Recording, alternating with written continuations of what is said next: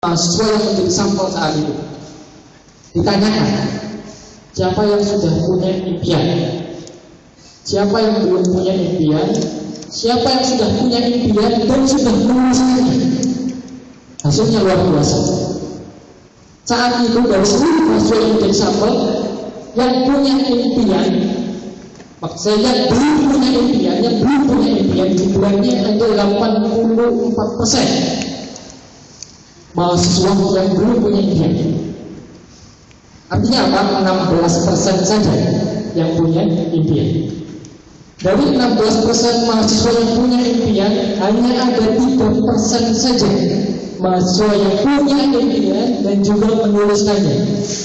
Dan luar biasanya teman-teman sekalian, ketika penelitian ini berlanjut 10 tahun kemudian, ketika seluruh mahasiswa yang menjadi sampel itu sudah lulus, sudah bekerja, sudah berwirausaha, hasilnya luar biasa.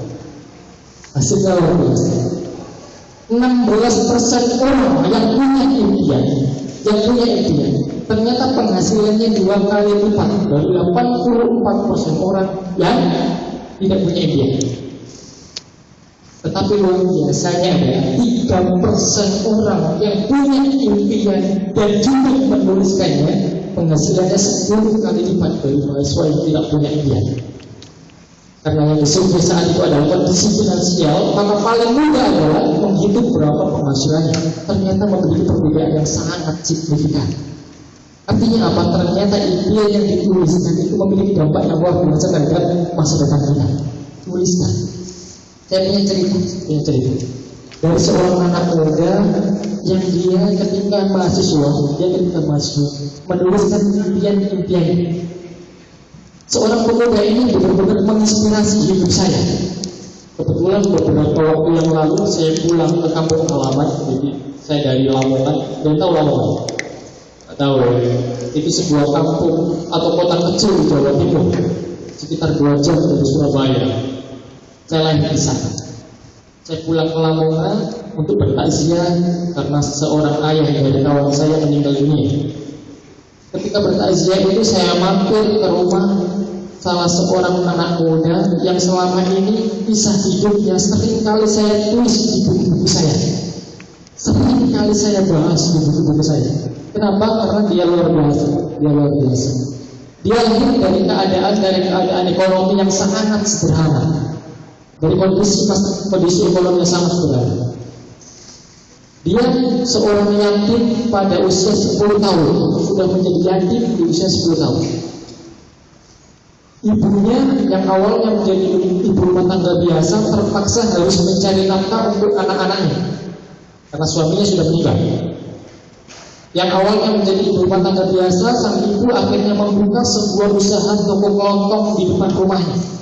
Toko kelontong tahu ya? Toko sembako gitu ya, sembako kecil di depan rumahnya. 3 kali 3 meter kecil untuk menghidupi dan menyekolahkan anak-anaknya. Yang luar biasa dari sang ibu ini adalah, yang membuat saya kagum dari sang ibu ini adalah, dengan kondisi ekonomi yang sangat terbatas, bahkan untuk makan sehari-hari saja sangat terbatas, sang ibu ini berani mengatakan kepada kedua anaknya, jadi anaknya ada 2, yang satu usia 10 tahun, yang satu usianya sekitar 7 tahun, selisih 3 tahun. Dia mengatakan kepada kedua anaknya, "Nak, ibu memang hanya lulusan SMP. Ibumu ini memang hanya lulusan SMP. Nah, ibu begitu. Tetapi ibu ingin agar kedua anak ibu ini minimal harus lulus sarjana. Gimana caranya?" Pada anak-anaknya yang masih sangat kecil, sang ibu itu bilang kayak gitu. Impian sang ibu itu akhirnya meresap ke dalam jiwa sang anak. Kedua anaknya ini yang akhirnya memperjuangkan gimana caranya agar bisa membahagiakan ibunya, gimana caranya agar sang anak ini bisa memenuhi impian tinggi dari ibunya. Ini masih membahas tentang impian tinggi dari sang ibu. Akhirnya sang anak ini berusaha keras gimana caranya agar dia bisa masuk SMP dengan gratis. Di SMP dia berjuang gimana caranya dia masuk SMA dengan gratis. Di SMA dia berjuang gimana caranya bisa kuliah dengan gratis. Gimana caranya? Dengan kondisi finansial yang terbatas, tetapi bisa sekolah setinggi-tingginya. Gimana caranya?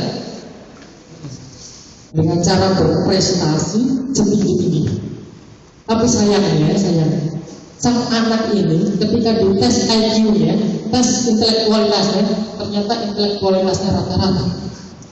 IQ-nya rata-rata, setara dengan teman-teman sebayanya.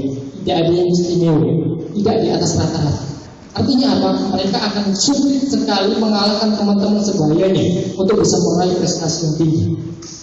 Akhirnya apa yang dilakukan oleh saya? Dengan kondisi finansial yang terbatas, dengan intelektualitas yang terbatas, gimana caranya untuk berprestasi setinggi-tingginya? Gimana caranya?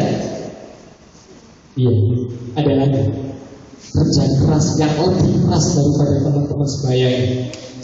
Belajar yang lebih tekun dari teman-teman seusianya. Itu yang dilakukan. Dan sang anak ini